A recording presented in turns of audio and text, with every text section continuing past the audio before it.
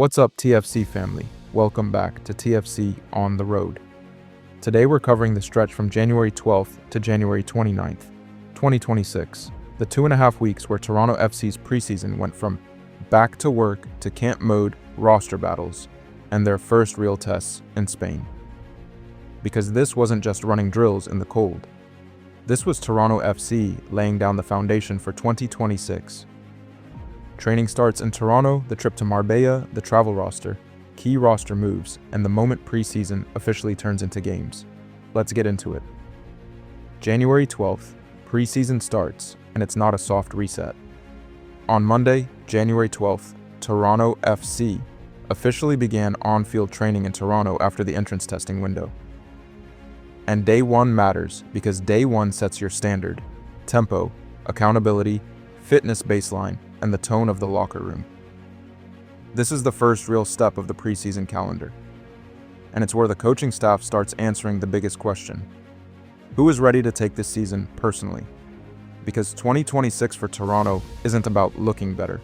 It's about getting back to being a team nobody wants to play. And you can already see the identity they're pushing toward. More structure, more leadership, and fewer soft moments. Which brings us to the biggest storyline hovering over this whole preseason. The leadership era. Walker Zimmerman changes the vibe. Even though the official signing was announced earlier in January, the impact is felt through this entire window.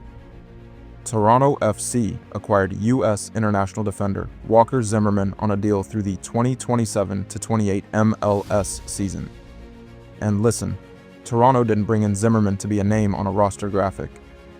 They brought him in for exactly what TFC has been missing: organization, communication, and a defender who raises the floor of everyone around him. This is a tone-setter move. When you add Zimmerman to a back line, you're not just adding tackles. You're adding a guy who tells the whole team, we're done with chaos. And if this preseason is about identity, Zimmerman is one of the clearest symbols of what they want 2026 to be. January 20th to 21st. Marbella camp begins. Now it's real. Now here's the calendar shift. Toronto trained in Toronto starting January 12th, and then on Tuesday, January 20th, the team departed for Marbella, Spain, with the training camp officially running. January 21st through February 14th, and Marbella changes everything, because once you're in camp, you get the double sessions, the team bonding, the tactical repetition, and the real evaluation environment. No distractions, no excuses, just work and competition. And Toronto didn't travel light either. The travel roster, 32 players, youth energy, and open competition. Toronto FC announced a 32-player preseason travel roster for Marbella. And the breakdown tells you a lot. 24 players under first-team contract, plus TFC2 and academy players, plus draft picks and trialists. This is exactly what preseason is supposed to look like. A mix of established pros and hungry young players trying to steal minutes. And the names on that list make one thing clear: nothing is guaranteed. Because camp is where roles are won, not handed out. You've got young talent trying to force their way into the conversation, depth players trying to survive the cut, and starters trying to lock in chemistry before meaningful games begin. This is where the pretty training clips stop mattering, and the pressure starts. A key roster addition during the stretch, William Yarbrough. Now during this January 12th to 29th window, Toronto made a move that matters, especially in camp. Toronto FC signed goalkeeper William Yarbrough through the 2026 season with an option for 2027. And here's why it matters. Yarbrough isn't coming in to be a passenger. He brings experience, including time under Robin Fraser from their Colorado Rapids days. So this isn't just add a keeper. This is added competition, added standards, and a veteran presence who can push the group every day in camp. And if you're a young goalkeeper in that room, you're learning real fast what a pro week looks like. Another important piece, Derrick Etienne Jr. is back. Toronto also confirmed they re-signed winger Derrick Etienne Jr. through 2026, with club options beyond that.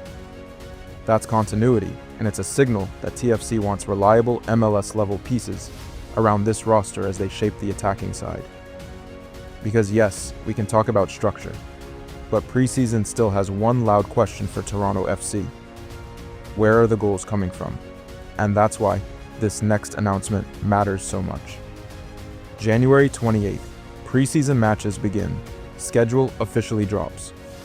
Toronto FC announced their updated 2026 preseason schedule, and it officially starts with 5 matches, beginning Wednesday, January 28th, with a closed-door scrimmage against Incheon United, and then right away it ramps up.